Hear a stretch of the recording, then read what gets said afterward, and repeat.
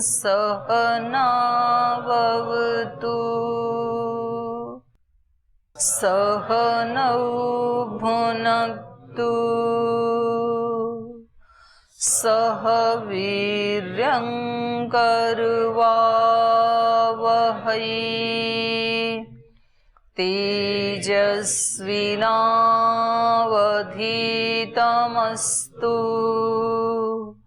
मा विद्विषावहै। ओम शांति शांति शांति।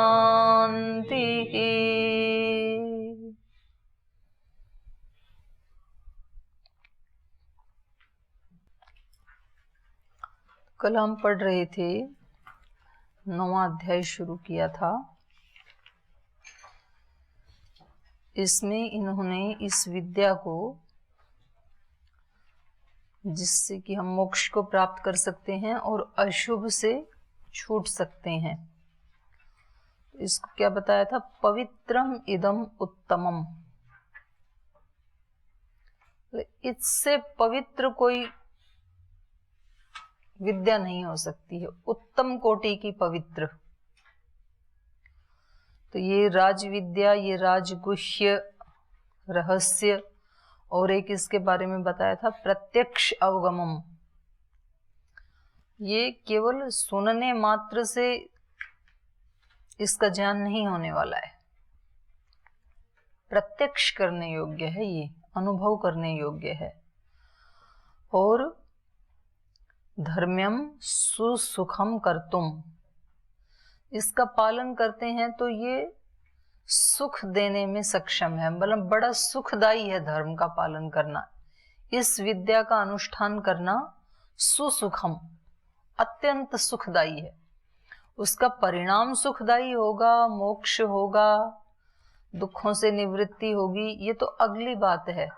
लेकिन उसका अनुष्ठान करते समय भी कष्ट नहीं होता है आत्मा को, बल्कि आत्मा को बहुत सुख मिलता है। तो सुसुखम कर्तुम अव्ययम, और ये अविनाशी है, इसका कभी नाश नहीं होता है। तो ये जो राजविद्या, राजगुह्य विद्या, ये प्रसंग अभी आगे चलेगा। तो इससे पहले इसका कोई आपका प्रश्न है तो आप पहले पूछ सकते हैं। जिसे जी दीदी जी बताया गया है कि जो जीव होता है ईश्वर का अंश होता है। तो जैसे पृथ्वी का एक टुकड़ा रहता है तो उस टुकड़े में पृथ्वी के सारे गुण होते हैं। उसी रूप में अगर हम जीव का मतलब, ऐसा टुकड़ा नहीं होता है कि आप पृथ्वी का कोई टुकड़ा कर दें, वो पृथ्वी का एक अंश है। ऐसे परमात्मा का भी ये जीव एक अंश है, ऐसा अंश नहीं है, ये कोई पार्ट नहीं है। तो किस रूप में मतलब ईश्वर का अंश मानते हैं जी? ईश्वर का अंश इस रूप में है कि कुछ समानताएं हैं। ईश्वर भी चेतन है, जीव भी चेतन है। ईश्वर भी ज्ञान स्वरूप है, जीव भी ज्ञान स्वरूप है। लेकिन ईश्वर का ज्ञान अनंत है, इसका ज्ञान अल्प है, शांत है, सीमित है। उसकी चेतनता इतनी विराट है कि वो सर्वव्यापक है, इसकी चेतनता सीमित है। जैसे इस शरीर में है तो इसकी चेतनता इस शरीर में ही रहेगी, इसके बाहर नहीं रहेगी। उस रूप में अंश है, उसकी समानताएं हैं, उसके ही स्वभाव वाला है। जीव में मतलब आनंद का अभाव पाया जाता है। कुछ है आनंद, थोड़ा है। ईश्वर जैसे अनंत नहीं है, इसका अपना है, वो लिमिटेड है, सीमित। आनंद स्वरूप नहीं है ऐसा कहा जाता है। आनंद स्वरूप नहीं है। आनंद स्वरूप तो उसको कहा जाता है कि आनंद के अतिरिक्त उसमें कुछ है ही नहीं। स्वरूप तो वही होता है ना, जैसे सूर्य प्रकाश स्वरूप है तो उसमें प्रकाश के अतिरिक्त और कुछ है ही नहीं। ईश्वर आनंद स्वरूप है, ईश्वर में आनंद के अतिरिक्त दुख कष्ट का लेश भी नहीं है। जीव ऐसा नहीं है। तो उसकी परिभाषा जो वैशेषिक में की है उसमें दोनों दिए हैं, सुख दुख ज्ञान।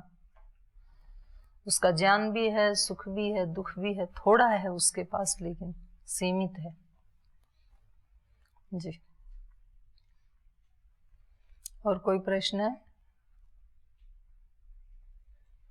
आगे चलो। तो ये बता रहे थे इसको कि ये कल हम इसकी समीक्षा कर रहे थे कि राज विद्या का क्या अर्थ है। जैसे आजकल कुछ लोगों ने अपने योग को राजयोग ऐसे नाम दे दिया, राज विद्या। तो वास्तव में अष्टांग योग को तो राजयोग कहा गया है जो अपने प्राचीन ग्रंथ हैं, और इस अध्यात्म विद्या को जैसे उपनिषदों में इसी को प्राण विद्या, ब्रह्म विद्या, गुह्य विद्या, और यहाँ उसी को राज विद्या। तो इसके दो हम कल अर्थ कर रहे थे। विद्या नाम राजा, जो सब विद्याओं का राजा है। विद्याएं कई प्रकार की हो सकती हैं, जैसे पृथ्वी की एक विद्या है, सूर्य की विद्या है, नक्षत्र विद्या है, अनेक प्रकार की विद्याएं हो सकती हैं। मैथमेटिक्स की विद्या है, साइंस की एक विद्या है।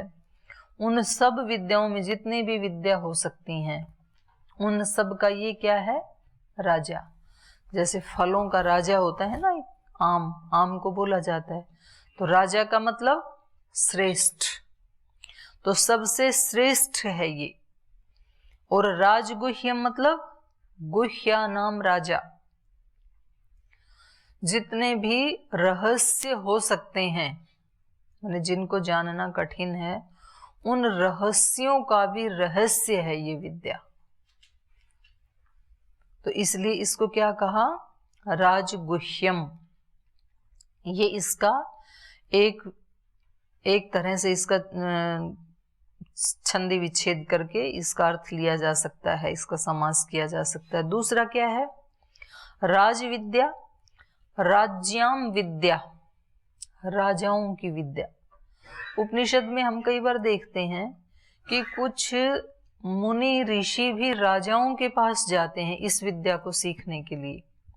जैसे जनक के पास गए शुकदेव आदि, ऐसे ही अश्वपति के पास 6 ऋषि गए, अश्वपति राजा हैं। तो ऐसा भी काल रहा कि जब ये जो विद्या है ये राजाओं के अंडर में रही, और वो जिसको देना चाहते थे उनको मिलती थी। जैसे अभी वर्तमान की भी हम बात करें तो कुछ वर्ष पहले योग जो है वो या तो कोई मुश्किल से कोई एक आध गुफाओं में कोई व्यक्ति करते थे हिमालय में, या फिर राजघरानों में। धीरेन्द्र ब्रह्मचारी, इंदिरा गांधी और इनके परिवार इनको करवाते थे, सामान्य व्यक्ति नहीं कर सकता था। तो वो विद्या या तो उनके अधिकार में थी, राजाओं के, या तो फिर कहीं कोई छिपा हुआ कोई योगी, ऐसे सामान्य विद्या नहीं थी ये योग विद्या। तो स्वामी जी महाराज ने आकर के इसको एक एक घर तक पहुंचा दिया।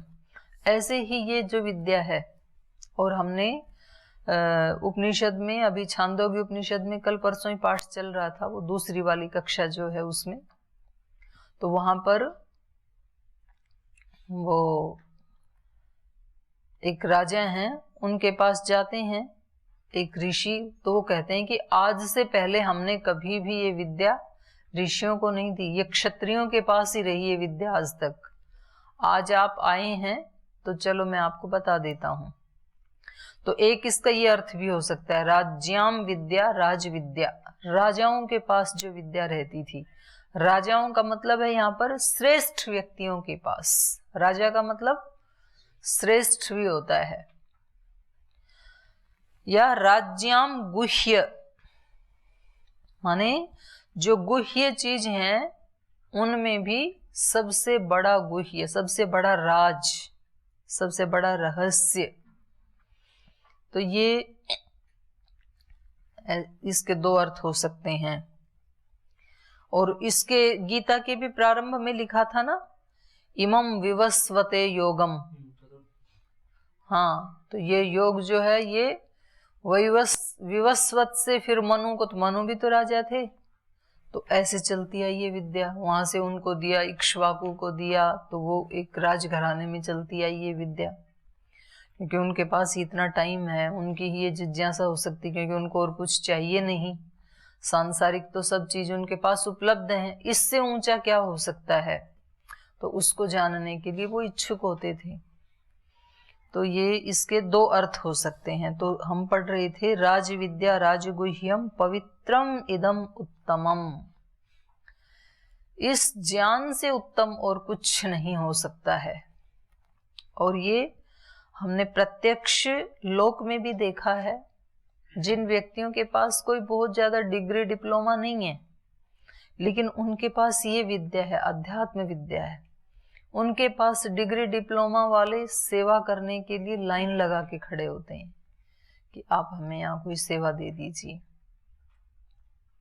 जैसे दक्षिण भारत में वो एक माता जी हैं, माता अमृतानंदमयी, 4 क्लास ही पढ़ी हैं। सांसारिक दृष्टि से वो कोई विदुषी नहीं है, कोई बहुत बड़ी डिग्रियां उनके पास नहीं है, लेकिन अच्छे अच्छे विद्वान, उन्होंने बहुत सारे स्कूल कॉलेजेस बना रखे हैं और अच्छे अच्छे विद्वान उनके वहां सेवा करते हैं। तो उनकी भी विद्या से साइंटिस्ट वहां पे रिसर्च कर रहे हैं, छोटा सा रिसर्च सेंटर बनाया है, वहाँ साइंटिस्ट हैं, वहाँ पे बुद्धिमान लोग हैं, गुणवान लोग हैं, धनवान लोग हैं, सब उनके पास आते हैं। तो मतलब ये विद्या उन सब से ऊपर है। तो पवित्रम इदम उत्तमम, सबसे अत्यंत अति उत्तम विद्या है ये, जिससे उत्तम और कुछ हो नहीं सकता है, अति उत्तम विद्या है ये। लेकिन प्रत्यक्षावगमम, प्रत्यक्ष से अनुभूत होगी, सुनने से नहीं आएगी ये। धर्म्यम सुसुखम कर्तुम अव्ययम, और ये सुसुखम, सुख देने वाली है, सुगम है। हमने उसको मान लिया कि ये बहुत कठिन है, कठिन नहीं है, उसका अनुष्ठान करते समय भी सुख देने वाली है ये। एक व्यक्ति सुबह जल्दी उठता है, ध्यान करता है, उपासना करता है, यज्ञ करता है, व्यायाम प्राणायाम करता है, स्वाध्याय करता है, उसके बाद अपने जो भी उसका वर्णाश्रम का कार्य है उसमें लगता है, तो उस व्यक्ति को ये करते हुए एक जो सुख की अनुभूति होती है। दूसरा व्यक्ति सोया पड़ा रहता है, इतनी देर से उठता है कि मुश्किल से ऑफिस जाने तक वो उसका कभी कुल्ला ब्रश भी हो जाए तो ठीक है, नहीं तो ऐसे ही कपड़े पहन के चल देता है। तो दोनों में से कौन ज्यादा सुखी होगा, पहले वाला कि दूसरा वाला? पहले वाला ज्यादा होगा। तो ये ऐसी विद्या है कि इसका अनुष्ठान करते समय भी ये सुगम है, सुसुखम, सुखदायी है ये। किसी चीज का कई बार ऐसे प्रचार भी कर दिया जाता है, बहुत कठिन है ये, कठिन है भी, ऐसा भी नहीं है, लेकिन कठिन किसके लिए है? जो जबरदस्ती जिसको इस पे चलाया जाता है, जिसके संस्कार नहीं है, उसके लिए फिर कठिन पड़ेगी। लेकिन जिसके संस्कार हैं, जिसकी इच्छा है इस पे चलने की, खुद की जिज्ञासा है, उनके लिए बहुत सुखदायी है। आपके लिए यम नियम जो भी यहाँ पर बनाए हुए हैं, उन नियमों का पालन करना जिसके संस्कार नहीं है उनके लिए तो बड़ा दुखदायी है ये गुरुकुल निवास, क्योंकि उनको रोज डंडे से हाँकना पड़ता है, चलो हवन में, चलो व्यायाम में, चलो अभी यज्ञ के लिए, चलो कक्षा में, उनको हाँकना, उनके संस्कार नहीं है। और जिनके संस्कार हैं उनके लिए बहुत सुखदायी है ये नियम, वो सबसे आगे मिलते हैं। घंटी ना बजी तब उससे पहले वो वहां पहुंच जाते हैं, उनके लिए बहुत सुख, क्योंकि उनके संस्कार हैं वो, उनको लगता ही नहीं है, उनको लगता है कि ये क्यों नहीं आते हैं। तो इसलिए यहां भी ये कहा कि ये सुसुखम, बहुत सुखदायी है। लेकिन अश्रद्धाना पुरुषा धर्मस्य अस्य परम तपः अप्राप्य माम निवर्तन्ते मृत्यु संसार वर्तमनि। लेकिन ये विद्या आएगी किसको? श्रद्धावान को, जिसकी श्रद्धा है। श्रद्धा मतलब अत्यंत प्रीति है उससे, उसमें सुख मिलता है उसको ये आएगी। इसलिए योग दर्शन में भी क्या कहा? श्रद्धा वीर्य स्मृति समाधि प्रज्ञा पूर्व की तरेशाम वो भी कहा। और सेतु दीर्घकाल निरंतर्य सत्कारा सेवितो, सत्कारा सेवितो जो शब्द है वो यहाँ श्रद्धा से रिलेटिव है। उसको श्रद्धा पूर्वक करना है, ये नहीं कि चलो जी करना ही है, यहाँ तो नहीं तो दंड मिलेगा, इससे अच्छा कर ही लेते हैं, और मन कहीं और लगा हुआ है। तो फिर चाहे हम कितने वर्ष तक भी ये सब करते रहें, कई भय के कारण व्यक्ति करता है कुछ अच्छे काम। किसी को भय है गुरुकुल में अपने आचार्यों का, अपने बड़ों का, कि यदि हमने नहीं किया तो फिर हमें डांटेंगे, हमें दंड मिलेगा, इसलिए वो कर लेते हैं। कुछ सांसारिक लोग हैं, उनको भगवान का डर लगता है, यदि हमने दीपक नहीं जलाया, यदि हम मंदिर नहीं गए तो भगवान जी हमारा कुछ अनिष्ट कर देंगे, कुछ बुरा कर देंगे, इसलिए वो करते हैं। लेकिन वो करते हैं हड़बड़ाहट में कि हमें बहुत जल्दी है, बहुत बिजी हैं, पर ये तो करना पड़ेगा, क्योंकि अगर हम बिना दीपक जलाए, बिना पूजा किए दुकान पे चले गए तो पता नहीं भगवान जी आज आमदनी करवाएंगे कि नहीं करवाएंगे। तो मन में टेंशन है, मन में एक बिजी बोलते हैं ना, मैं बहुत बिजी हूँ, इस तरह का भाव है कि बहुत व्यस्त हूँ, तो भी जल्दी जल्दी करता है, जल्दी जल्दी मंत्र बोलता है कि इतने मंत्र तो बोलने ही हैं, इतनी आरती तो गानी ही है, मेरे को इतना करना ही है, और ध्यान वहां है कि मैं लेट हो रहा हूं। तो फिर इस तरह का पूजा पाठ वर्षों तक किया जाए तो भी कोई उसका फल नहीं आएगा, आध्यात्मिक फल नहीं आएगा।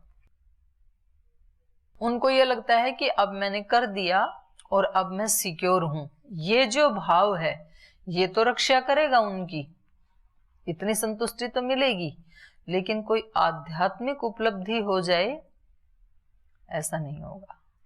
आध्यात्मिक उपलब्धि किसको होगी? जो श्रद्धावान है, जो उसमें लवलीन हो गया है, तल्लीन हो गया है, उसको उसके सिवाय और कुछ सूझता ही नहीं है, उसको कहते हैं श्रद्धा। अश्रद्धाना पुरुषा अस्य धर्मस्य अप्राप्य माम निवर्तन्ते। इस धर्म को प्राप्त किए बिना ही, हे परम तप, हे अर्जुन, जो अश्रद्धावान लोग हैं, जिनकी श्रद्धा नहीं है, अच्छा सारा सुबह से शाम तक पूरी दिनचर्या का पालन करते हैं, लेकिन कैसे करते हैं? श्रद्धा से नहीं करते हैं, भय के कारण करते हैं, दिखाने के कारण करते हैं, या करना है इसलिए करते हैं।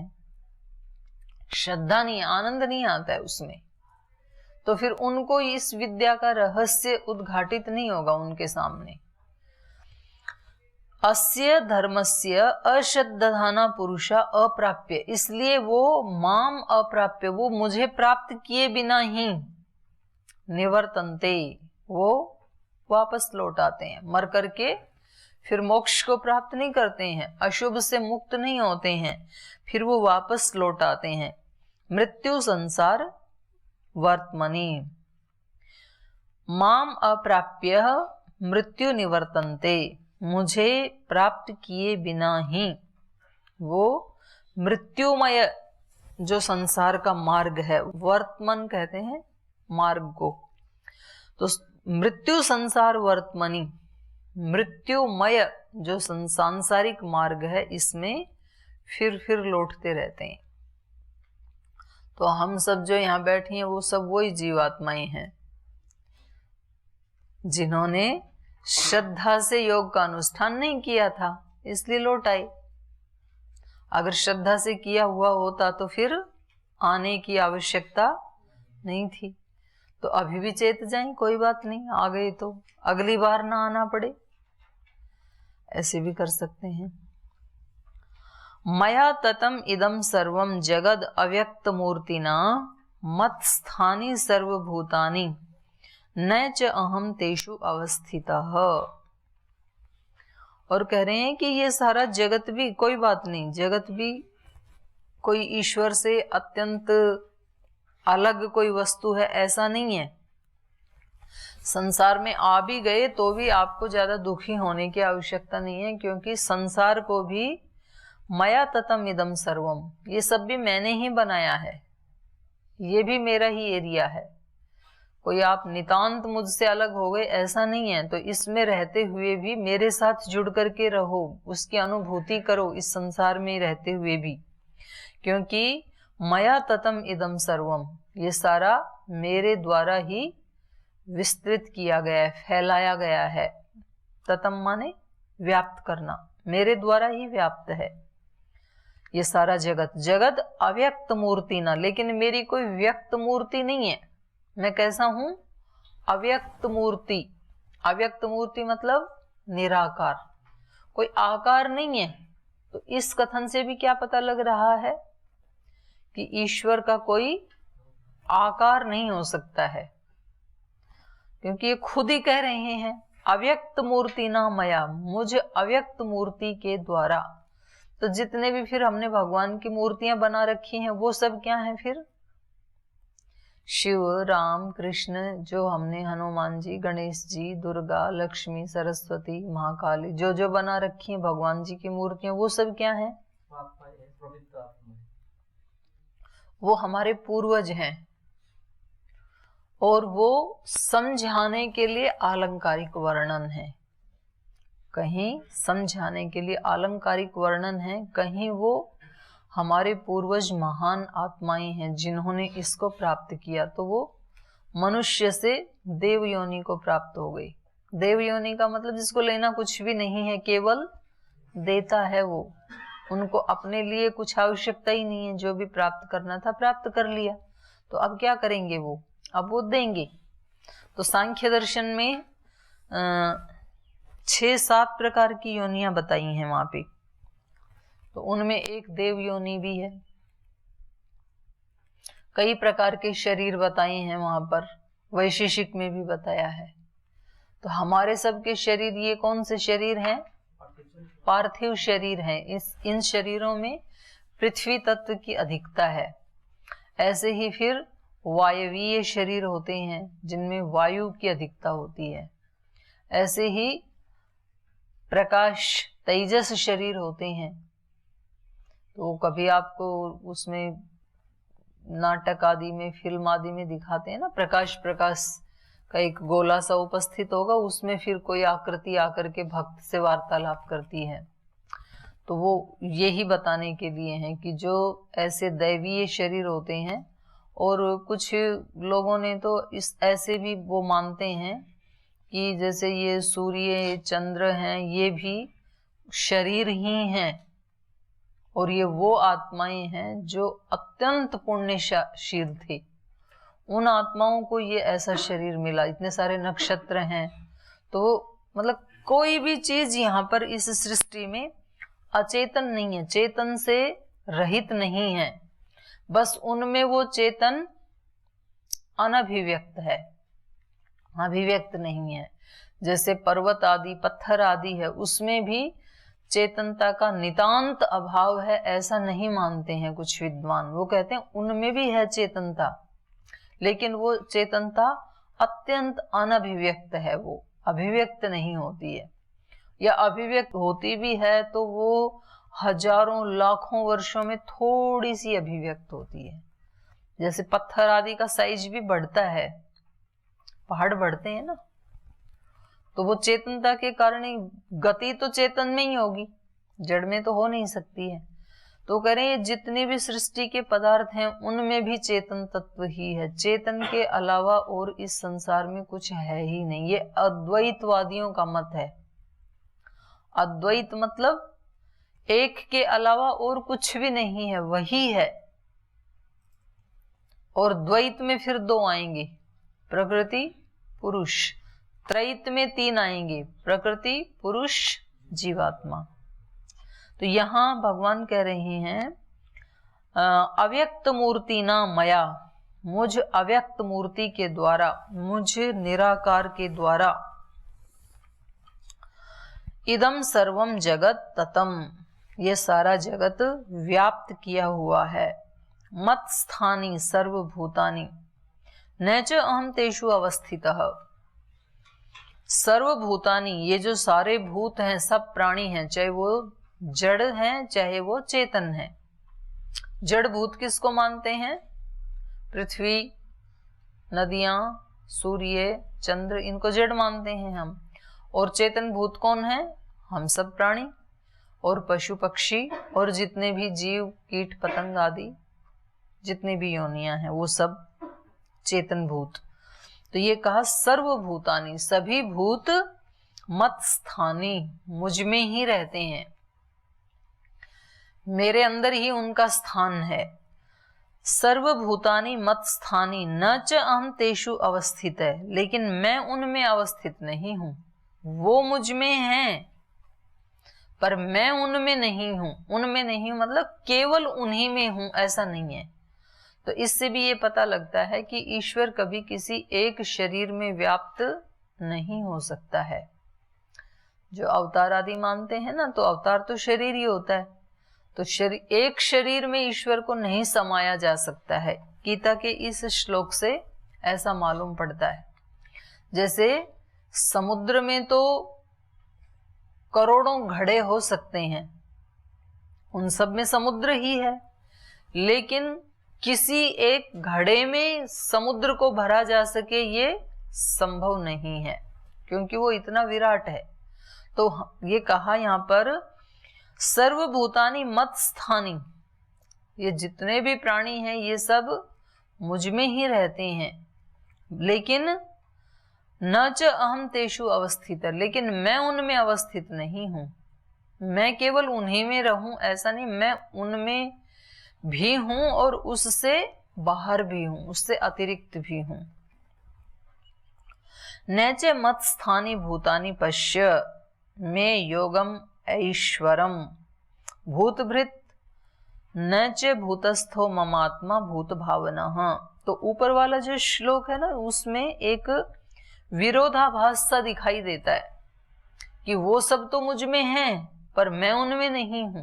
तो व्यक्ति को लगता है ऐसे कैसे हो सकता है, जब हम सब ईश्वर में हैं तो ईश्वर ये कैसे कह सकते हैं कि मैं उनमें नहीं हूं। तो ऐसा ही विरोधाभास होता है। अगर मतलब बिल्कुल सुनने से सीधा सीधा ही समझ में आ जाए तो ये रहस्य विद्या कैसे बनेगी फिर।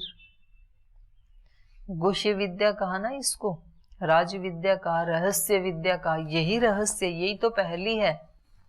तद एजति तन नैजति, वो गति भी करता है और वो बिल्कुल गति नहीं करता है, क्योंकि गति तो तब हो जब कोई स्थान हो। जैसे हम यहाँ हैं और वहां नहीं हैं, तो हम यहां से चल के वहां तक गति कर सकते हैं, लेकिन जो सर्वव्यापक है, सब जगह है पहले से ही, वो कहाँ गति करेगा। इसलिए क्या कहा, तन नैजति, तत् न एजति, वो गति नहीं करता है। और कहा तद एजति, वो गति करता है, क्योंकि जो भी गति करने वाला व्यक्ति कहीं जाके गति करेगा, जहां पहुंचेगा वहां वो पहले पहुंचा हुआ है, तो उसको कोई लांघ नहीं सकता है। तो है ना विरोधाभास। तो ये अध्यात्म विद्या ऐसे ही रहस्यमयी है ये। तो कभी कभी व्यक्ति को कंफ्यूजन होता है कि दोनों बात कैसे कह रहे हैं। तो इसका इतना ही अभिप्राय है कि सब भूत मुझ में हैं, लेकिन मैं उन भूतों में हूं।